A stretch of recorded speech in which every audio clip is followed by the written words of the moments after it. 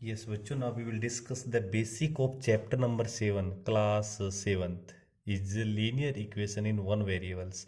So first of all students, आपको ये ध्यान में होना चाहिए कि linear equation in one variables means क्या होता है, इसका मीनिंग क्या है। तो आप जानते हो linear equation किसको कहते हैं। लीनियर का मतलब क्या होता है, जिसकी हाईएस्ट डिग्री 1 हो।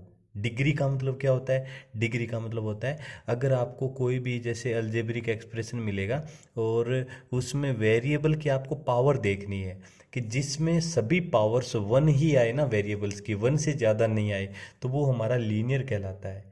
इक्वेशन का मतलब क्या होता है, इक्वेशन का मतलब होता है इसमें आपको टू साइड्स मिलेंगी, LHS और RHS, लेफ्ट हैंड साइड और राइट हैंड साइड, बीच में इक्वल का साइन मिलता है। और वन वेरिएबल का मतलब क्या हुआ कि आपको इसमें ओनली वन वेरिएबल ही दिखाई देगा, या तो x हो सकता है, y हो सकता है, p q कुछ भी हो सकता है। टू वेरिएबल्स नहीं मिलेंगे एक क्वेश्चन के अंदर, आपको सिर्फ वन वेरिएबल्स ही मिलेगा।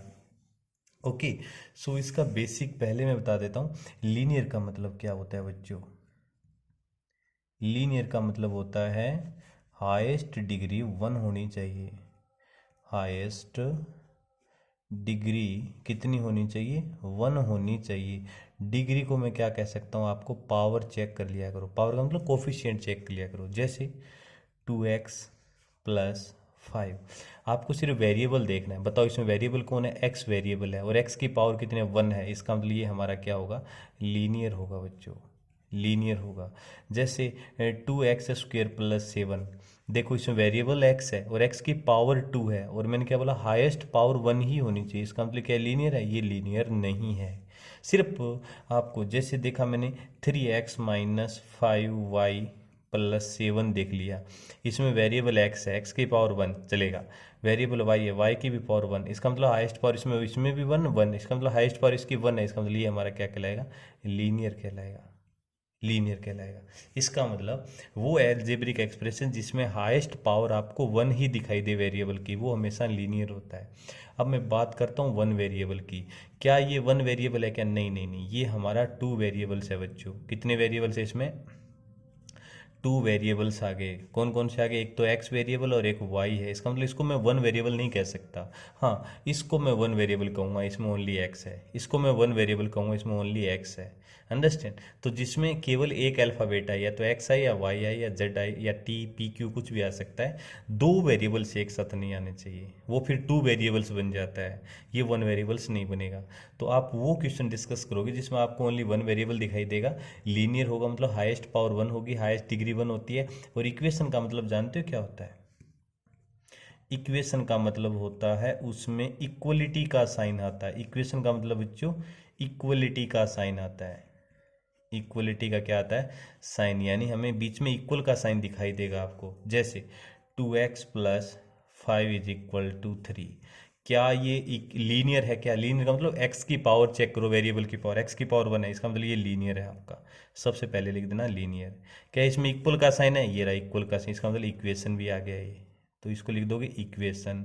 और कितने वेरिएबल है इसमें, x ओनली वन वेरिएबल है, तो in one variable, linear equation in in one variable, ये हमारा क्या होता है, इस तरह से हम इसको लिख सकते हैं।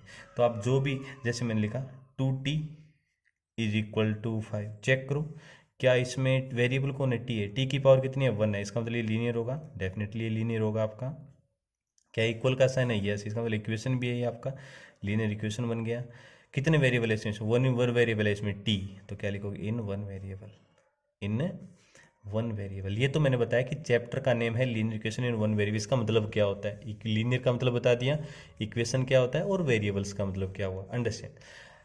अब जब हम इसमें एक होता है सॉल्यूशन, क्या होता है बच्चों, solution of a linear equation, solution of a linear equation का मतलब समझो क्या होता है। जैसे आपको एक इक्वेशन देगा क्या, कि 2x plus 5 is equal to, मैंने आपको दे दिया 7 दे दिया, 2x plus 5 is equal to 7, तो मैं बोला इसका सॉल्यूशन क्या होगा, मतलब इसमें x की मैं क्या वैल्यू पुट करूं जिससे मेरा लेफ्ट हैंड साइड और राइट हैंड साइड LHS और RHS इक्वल आ जाए। मतलब इसमें मैं x की क्या वैल्यू पुट करूं जिससे मेरा LHS और RHS क्या हो जाए, इक्वल आ जाए। तो मैंने क्या देखा, मैंने इसमें x की वैल्यू 1 पुट करके देखा बच्चों।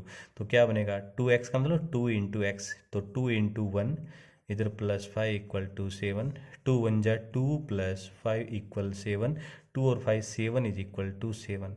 आपने क्या देखा बच्चों, हमारी जो LHS है ना वो RHS के क्या आ गई है, इक्वल आ गई है। आगे ना किसकी वैल्यू पर, x इक्वल टू 1 पे आया है कि मैंने x की वैल्यू 1 पुट किया तो मेरी LHS और RHS क्या आ गई, इक्वल आ गई। तो बताओ सो हमारा जो सॉल्यूशन होगा, हमारा जो सॉल्यूशन होगा वो कितना होगा बच्चों, x इक्वल टू 1। इस लीनियर इक्वेशन का क्या हो जाएगा, सॉल्यूशन आ जाएगा। तो बताओ सॉल्यूशन का मतलब समझे कि x की वो वैल्यू जिसके ऊपर आपकी लेफ्ट हैंड साइड और राइट हैंड साइड इक्वल बन जाए, वो हमारा होता है सॉल्यूशन। इस तरह से हम इसमें सॉल्यूशन फाइंड आउट करते हैं बच्चों। अब इसमें एक वर्ड और आता है बच्चों, ट्रांसपोजिंग।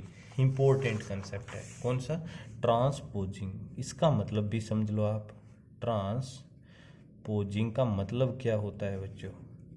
ट्रांसपोजिंग का मतलब होता है कि कोई भी नंबर लेफ्ट हैंड साइड से राइट हैंड साइड या फिर राइट हैंड साइड से लेफ्ट हैंड साइड में आप क्या कर सकते हो, ट्रांसफर कर सकते हो। इस प्रोसेस को आप क्या कह सकते हैं, ट्रांसपोजिंग कहते हैं। अब कैसे प्रोसेस, तो देखो इधर अगर इस तरह से आए 2x + 5 इज इक्वल टू 7, ये प्लस का 5 है यहाँ पे बच्चों, और इसको अगर मैं राइट साइड में भेजूंगा तो ये माइनस का बन जाएगा। मतलब प्लस का अगर कोई नंबर लेफ्ट हैंड साइड मतलब LHS से राइट हैंड साइड मतलब RHS में अगर जाता है, प्लस का कोई नंबर उधर जाके माइनस का, तो बताओ 2x इक्वल टू क्या बन जाएगा, 7, और ये +5 इधर आके माइनस का 5।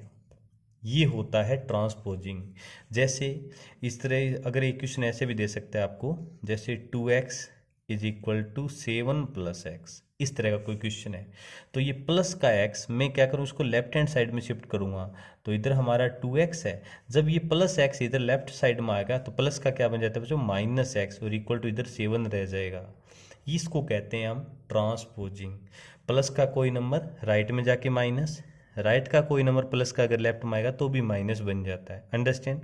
इसी तरह से अगर ऐसे होता मेरा equation 2x - 5 is equal to 7, मेरा कोई नंबर माइनस का है और इसको मैं अगर राइट साइड में भेजूंगा तो ये माइनस वाला नंबर बन जाएगा प्लस का, तो 2x इक्वल टू आ जाएगा 7 + 5 बन जाएगा।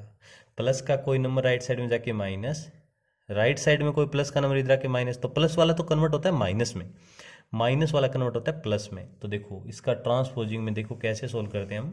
प्लस का अगर कोई नंबर राइट साइड में जाएगा या लेफ्ट साइड में आता है तो माइनस बन जाएगा। माइनस का कोई नंबर राइट या लेफ्ट में जाता है, इधर से इधर आता है या इधर से इधर चला जाता है, तो ये बन जाता है प्लस का। अगर कोई नंबर मल्टीप्लाई में होता है वो जाएगा उधर तो डिवाइड में बन जाता है बच्चों, और डिवाइड वाला कोई नंबर, डिवाइड का कोई नंबर अगर उधर जाएगा तो मल्टीप्लाई में कन्वर्ट हो जाता है। जैसे देखो एग्जांपल, अगर आपको दे रखा है 2x इज इक्वल टू 6, तो बताओ ये x के मल्टीप्लाई में कौन है, 2 है, ये मल्टीप्लाई वाला नंबर इधर जाएगा तो इसके डिवाइड में चला जाएगा। तो बताओ x की वैल्यू में x इक्वल टू लिख सकता हूँ 6/2 लिख सकता हूँ मैं। इसी तरह से अगर ऐसे आ जाए x/2 इज इक्वल टू 6, अब इस वेरिएबल के डिवाइड में कौन है, 2 है, ये 2 इधर राइट साइड में जाएगा तो आपको पता है डिवाइड वाला नंबर मल्टीप्लाई में चला है तो x इक्वल टू बन जाएगा हमारा 6 × 2 बन जाएगा। ये होता है हमारा ट्रांसपोजिंग प्रोसेस बच्चों। क्या बोला मैंने, प्लस का नंबर माइनस में कन्वर्ट होगा, माइनस का प्लस में, मल्टीप्लाई का डिवाइड में और डिवाइड का मल्टीप्लाई में कन्वर्ट हो जाता है। ये कहलाता है आपका ट्रांसपोजिंग। अब हम इसका वर्कशीट नंबर 1 डिस्कस करेंगे तो उसको हम नेक्स्ट वीडियो में ले लेते हैं। क्लियर बच्चों, होप वेलकम डियर।